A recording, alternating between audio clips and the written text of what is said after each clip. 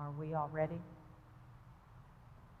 First, I want to thank you all for being here today. We are truly, truly excited about the new relaunch of the iWatch app. It is new and improved, and these are methods that the Dallas Police Department, along with our partners, are taking to ensure that we are tackling crime in our community. So I want to take this opportunity to acknowledge one of our council members, Councilmember Mendelson, Kara Mendelson, a huge supporter of the Dallas Police Department, as all the council people are, and thank you for always showing up. We truly appreciate you. There are so many other individuals in the audience, and I will announce them and address them through my speaking points. First, though, I want to acknowledge my staff, our team at the Dallas Police Department. I want Dallas Police Department to please stand for a second, please. Can we give them a round of applause, all Dallas Police Department? The Dallas Police Department, alongside of CIS, the Computer Informational Systems for the City of Dallas. Are you in the room? I think I see Mr. Robert, there you are. We want to thank them for making this dream come to fruition in our new relaunch. We could not have done this without you, but there are also a group of individuals that we want to acknowledge, and that is Safer Dallas. Safer Dallas is our longtime partners, and they are with us every step of the way, and they have been with us every step of the way of this new relaunch of iWatch. They launched alongside of us the initial iWatch in 2009, and so now we're here today to talk about how we can do it bigger and do it better.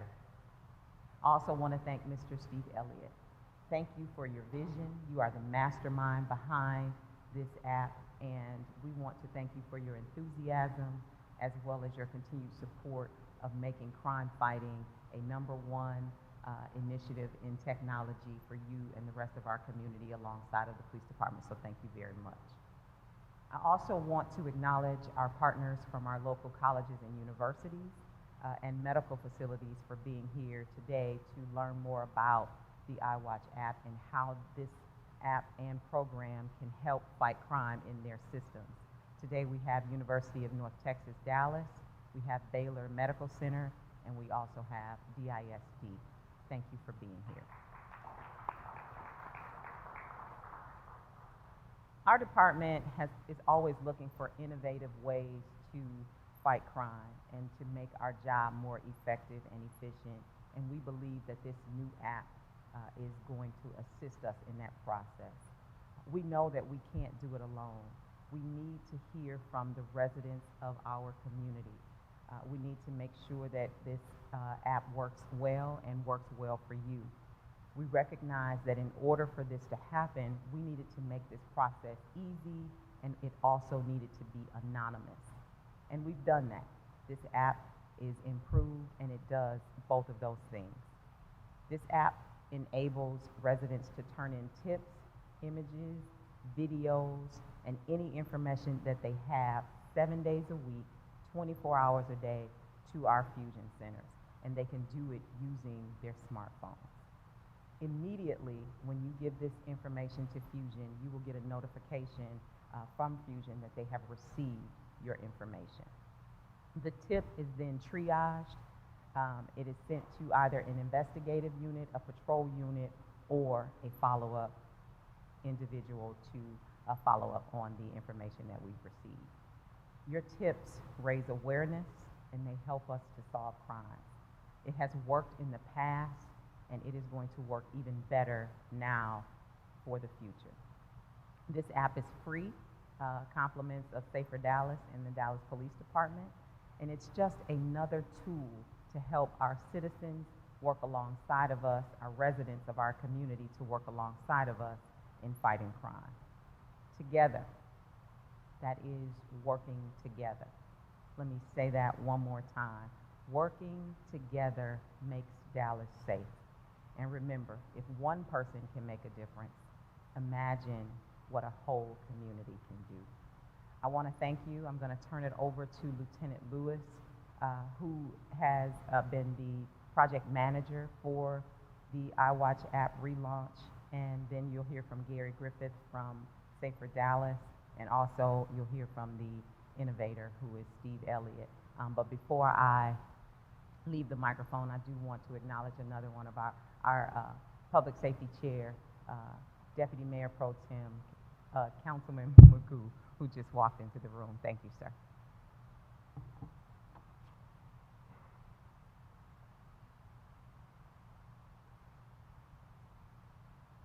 Good morning.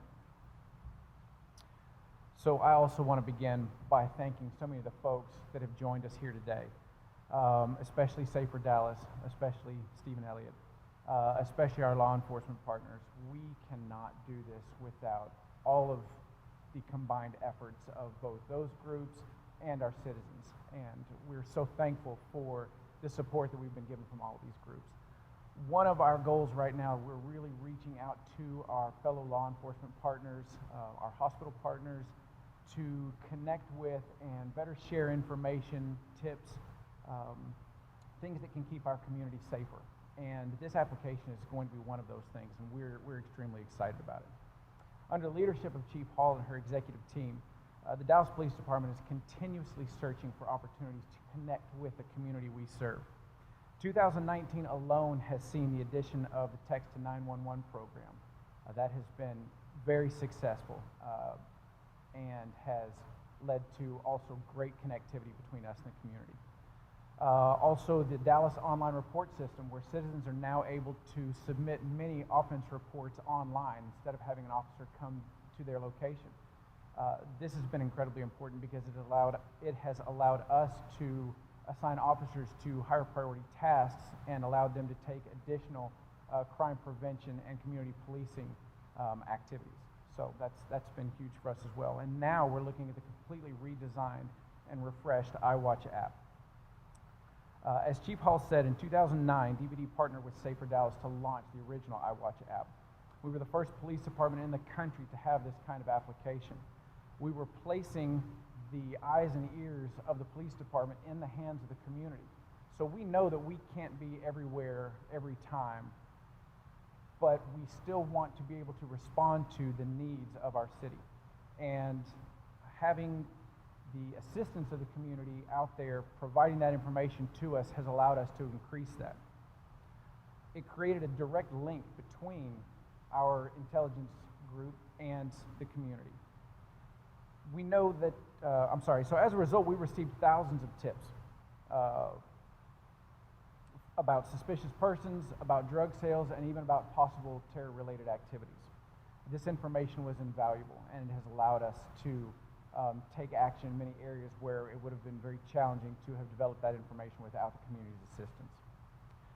So when iWatch was originally developed back in 2009, due to the work of the developers, it was an extremely robust program. And as such, it has stood the test of time remarkably well. It was intuitive, it was easy to use, and it performed the task admirably of taking tips directly from citizens and putting them in the hands of the department.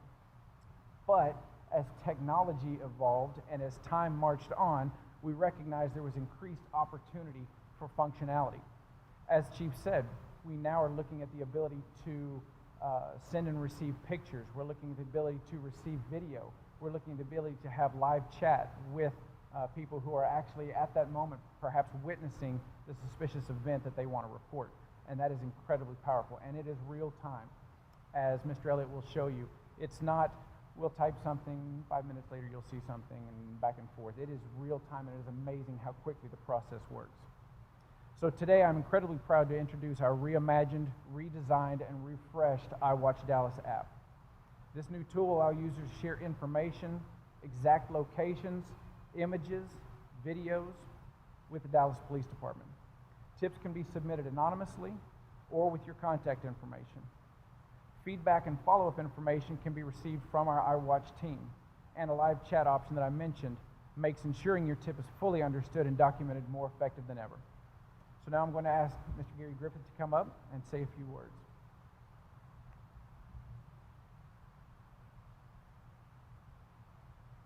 Good morning. Thank you all for being here at this important announcement today.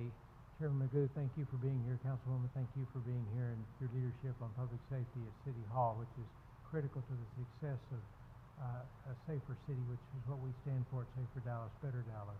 Also want to acknowledge our board members that are here today, Courtney Underwood and our president, Charlie Terrell from Safer Dallas. And probably most importantly, I'd like to thank the Rotary Club of Dallas for being here. They've been our great community partner since we organized Safer Dallas 20 years ago, and they've stood with us and with the chief and with the department and with the men and women in blue for 2 decades now. So thank you, Rotary Club members, for being here and being with us for the long haul. Safer Dallas is really pleased to have been the original partner to help fund and organize this state-of-the-art app back in 2009, and we're happy today to be here again, moving it to the second generation to help Dallas become America's safest city, which is our mission. Our hope is that every Dallasite who has a smartphone, young and not so young, will download and use the app to be the eyes and ears of their neighborhood for our police force, for our men and women in blue, for all of our law enforcement officers, whether at the universities, at hospitals, wherever they are, because this is information that comes in and goes out quickly to the right agency for the right reasons. We very much want to recognize the leadership of Chief Hall for moving this project to the second generation to, again, state-of-the-art in the nation police department app. This is a credit to her and the Dallas Police Department. We're just happy to be a part of it. I'd like to call on Stephen Elliott, the app developer from Zeteky, to give you the demonstration. Stephen Elliott, I'm Director of Technology for Zeteky Inc. We're a software development company based in Dallas and in Houston. I have the privilege of working on this technology now for 5 years. We're bringing a state-of-the-art solution to the community. The reason I have this photograph up today, this is the sole motivation of my development. In 1989, I was engaged to that young lady. She was a doctoral candidate at Johns Hopkins University. She was brutally murdered and the crime has never been solved. So this technology is basically based on my desire to bring a solution to the community so that no one has to go through the same experience that I've unfortunately lived these last 30 years. So I'm going to start right now with an actual demonstration of the app itself. The app is currently available on the Apple Store and Android, Google Play. So when I launch the app, immediately you're prompted with the option of registering or using the app anonymously. Both the registered user and the app user who's anonymous have the same user experience. So I'm going to, for demonstration purposes, select anonymous. First thing that you see here when I select in the text field is the option that comes up as a disclaimer that indicates that this is not a 911 system. So I say I understand. Here I can enter data. If I select the microphone, I can do speech to text. But maybe we're in a situation that's a dynamic incident, and I want to make a recording. And this is a demonstration of how fast somebody can record information for the police without texting. Select done. Icon changes to indicate that an audio file has been recorded. I'm going to take a photograph of our audience today. I select OK. And now, again, the icon will change to indicate that there's an attachment. It's possible to attach 5 pictures, an audio file, and a video file in a single tip. The reason that's significant is that provides an opportunity for multiple screen captures from something like Instagram or WhatsApp. So it allows the citizen user to turn in lengthy conversations and social media that may be criminal or inappropriate. I'm now going to enter the data. For this sake, I'll just say demo. I'll select my type. So I have 2 different options. I can turn in crime, and I can turn in school tips. So this supports bullying, counseling issues, which might be a student who needs some type of help, or in the crime type. Now we've also learned that we've simplified the interface by providing only 9 options because the citizen user doesn't necessarily know the difference between theft, larceny, and burglary. So keep it simple. So in this particular case, I've got my information. I select my crime type. I'll say, I don't know. I get a review of what I'm turning in. This way I get the capability of noticing whether or not I've attached all pictures. User may be under duress. So we give them an opportunity to review. I submit the information. Instead of just saying please wait or progressing, users can actually see that the app is actually uploading. This gives them a more consistent experience with other technologies they may be using. Because we're indoors, it took a little bit longer to acquire the GPS. Now I'm in the mode where I can select to proceed to live chat. Maybe the situation again is evolving, so I have more information that I want to add. However, I can also have a record of the tips that I've turned in. So I'm going to rename this one Press. So that way, as I've turned in tips over time, I'm a citizen observer. I can keep track of the conversations that I might want to have with the police. I swipe. I now go View. Well, a unique feature of our technology is it now shows the user that the police are actually looking at it. This is similar to a technical support call that you might have with any other type of app. So instead of sending in information to an 800 number or something and not knowing that there's actual live person on the other side or it's a robot responding, this actually shows them that there is a human responder. Now I'm going to actually demonstrate the dashboard side. So at this point I can actually see that the tip has come in. Screen grays out so that way that the dashboard user actually notices there's activity. I select the tip. You can see the audio file. Here's the picture that I just took. And the audio file is automatically converted to text. So up here, I've taken the speech that I just said, and it's been converted, and that makes it searchable in the database. I would also like to take the opportunity right now to point out that the app detects if the user is a Spanish-speaking user, and all functionality will display in Spanish. However, a police officer may not speak Spanish, but they can actually opt to communicate with the app user by chatting with them in Spanish. Another feature that I want to point out is just like with the app, I can actually see that the app user is online. So maybe the police officer has follow-up information he wants to ask. Are you in a safe location? Do you need any help? So let's do a split screen real quick.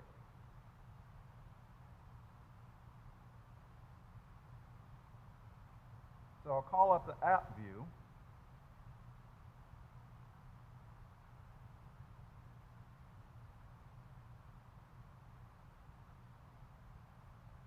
And I'll just say hello.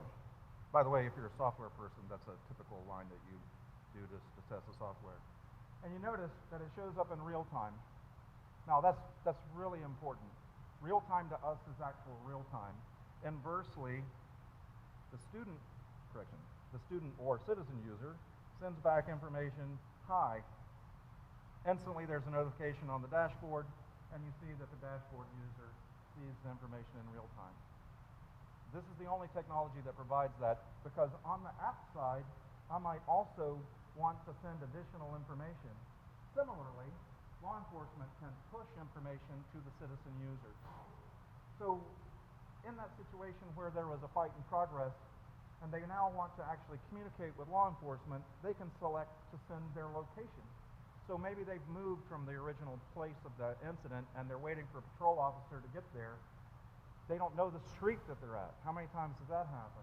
So right now, again, it's a little bit of delay because we're inside the building. When the icon turns red, that means that it's done, and I'll say my location.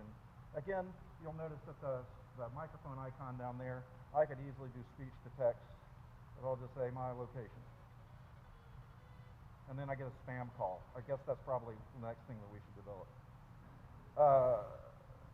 So I say my location. Again, in real time. Police now know my location.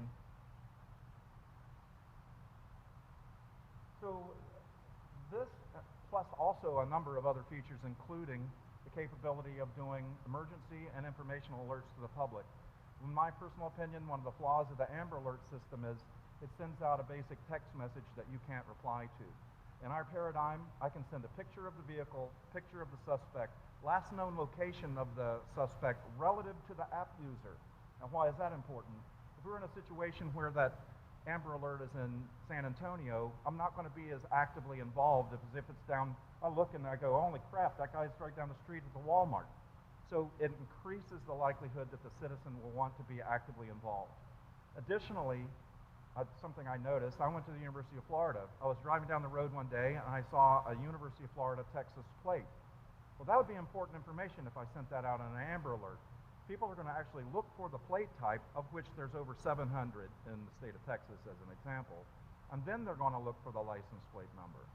So in my limited time, I've really glanced over just a handful of features in a very, very feature-rich app that's also more consistent with the other apps that a student or millennial user might use, and we should have a higher,